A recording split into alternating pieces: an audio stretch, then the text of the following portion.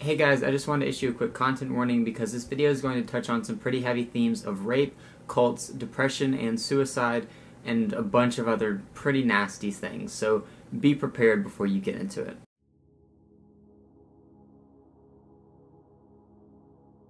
Hello everyone, so as you can see, it's summer, specifically the middle of summer. I have my little flower, I got my moon and sun earring clip-ons in. So obviously today we're going to be talking about Ari Aster's Hereditary.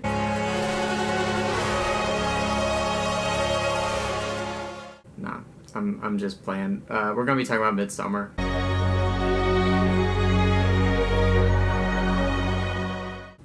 Now, I love this movie. I turned it on one night just because I'd heard so many good things about it, and like another film I randomly watched this month, I was instantly obsessed with this movie and ended up having way more thoughts about it than I thought I would. So I figured the best way to get them all out would be in a video. So here we are. Settle in, make yourself some popcorn, and prepare to lose your appetite for it because we're about to do a deep dive into Midsommar. So let's waste no time and get into the themes and plot of the film. In Midsommar, we're told the story of Dani, whose family is taken from her in the literal cold open of the film, where her sister commits suicide / murders her parents. I told you this is a really dark movie.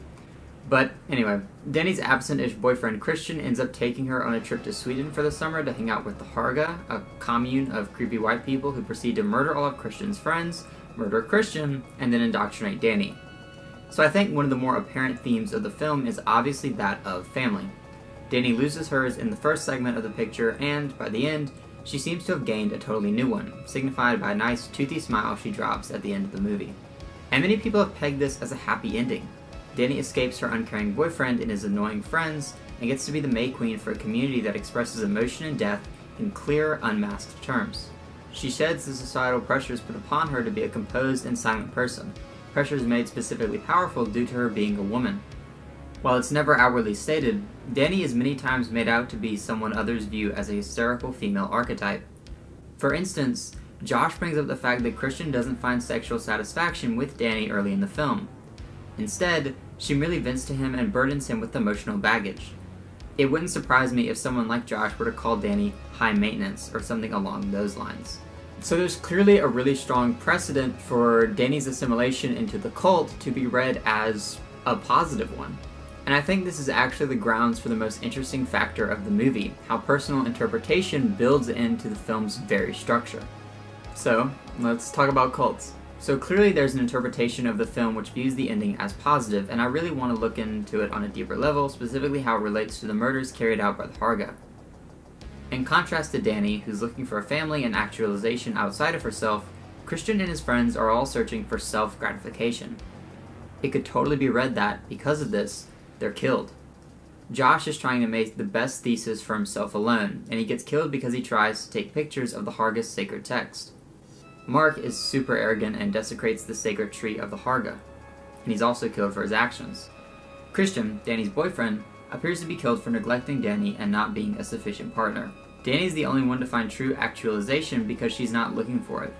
She's seeking a family, to find support through her community with others. Thus, the cult brings her in and uplifts her. However, we must be aware of the secret layer of manipulation which underlies the whole film. Josh's photography of sacred text can be read as poor judgment. Mark's desecration of the tree, accident. Nevertheless, the characters are killed for their mistakes.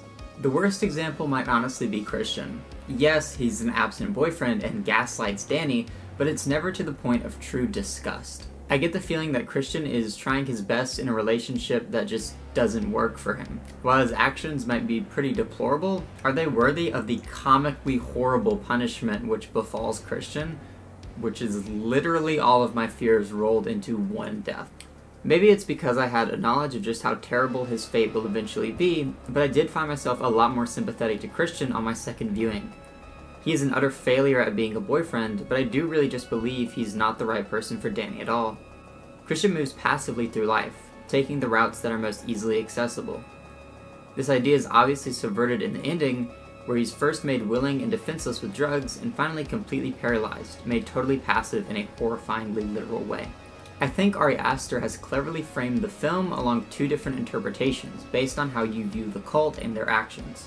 On the one hand, we might come to see the cult as an evil force, pulling Dani into their community by way of manipulation and preying upon her fears.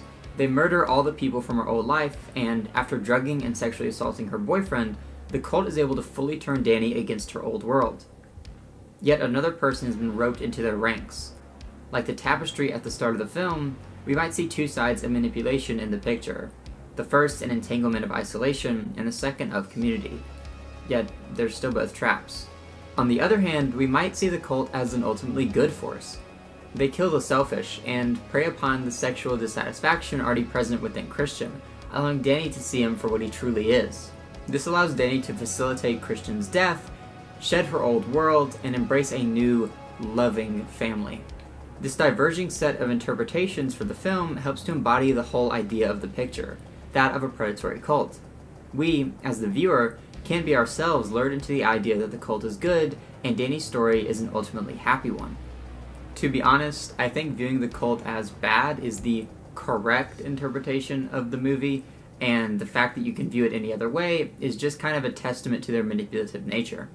To again reference the painting which appears at the start of the film, Dani begins her story trapped in a web of trauma stemming from her sister's murder-suicide. She's stuck in a rut of isolation and depression due to the specter of death that looms over her.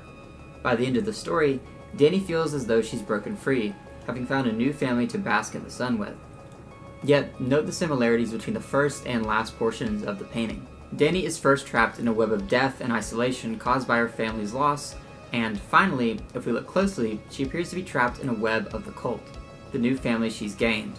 While it's less of an oppressive cord tying her to death and devastation under an ominous winter skull, and more a chain of community trapping her under a creepy sun, the fact still remains that Dani is being controlled here. Like the seasons changing, she's gone from one side of manipulation to the other, from isolation to the oppressive family, yet she's still in the same place. By the end of the film, even though she's not alone, she's still putting on this guise of happiness for both herself and those around her. And it seems that we as the audience are along for the ride with her. The film very deliberately tries to make us side with the cult. A few examples might include the opening, which contrasts the heavenly singing of a Harga member with the jarring force of a phone call, the look into the camera as we witness the Harga ritual suicide as if we're just another spectator in the grip of the community, and the emotional catharsis we're pushed to feel by the end. Of course, there are so many moments where doubt is sown, but those are made to become muddied, especially on an initial viewing. For the whole film, we're constantly met with diverging perspectives. Is Dani truly becoming a magical goddess of the natural world, or is she being drugged out of her mind? Is Christian really cheating on Dani, or is he being raped? Are the traditions of the cult vile and sick, or are they a cultural thing? While many of us might easily see the evils of the cult, those seeds of doubt are more than enough to rope many people in. Also, if winter is the loss of family and summer the gaining of it, what happens when it's winter for the Harga, when Dani loses this new family she's gained? Well, if we judge by the Harga's own claims, winter will bring with it death. One of the more interesting and complicated parts of the film is definitely Ruben, the deformed oracle character.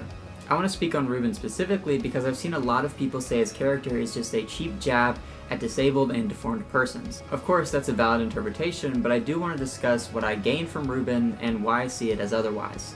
Ruben is a parallel to Dani. The story of Ruben is that he came as a product of deliberate inbreeding on the part of the Harga and is now upheld as their oracle due to his disabilities. From this story, I think the association with Dani becomes clearer. Both would, or have, suffered isolation and othering at the hands of the outside world. Yet, in the domain of the Harga, they are made to be powerful and feel loved. However, both characters are secretly being used by the Harga.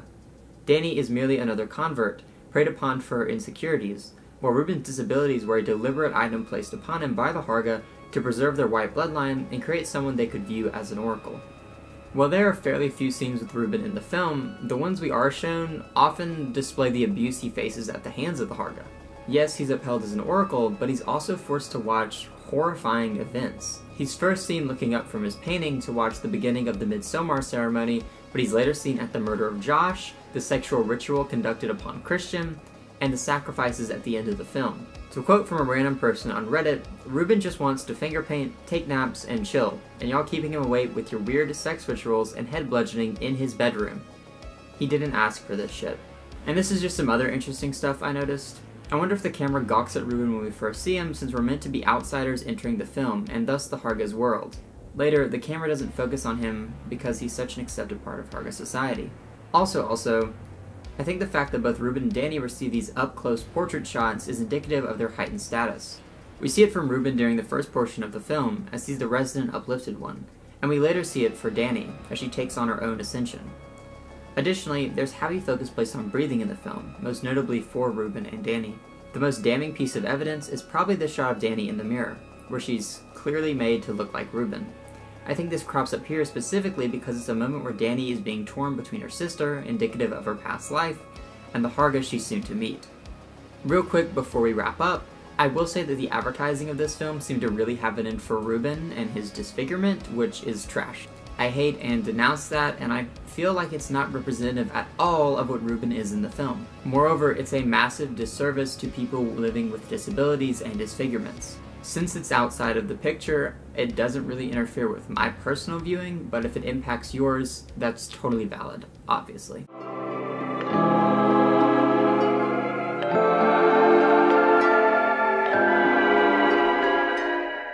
Ultimately, the whole movie is about indoctrination, perception, and manipulation. The film seems to frame itself as a refutation of loneliness and abandonment, and while those are obviously terrible things, I do think the true lesson of the film is that those moments of isolation aren't the only thing we should fear. Sometimes a loving partner can be just as dangerous as a distant one.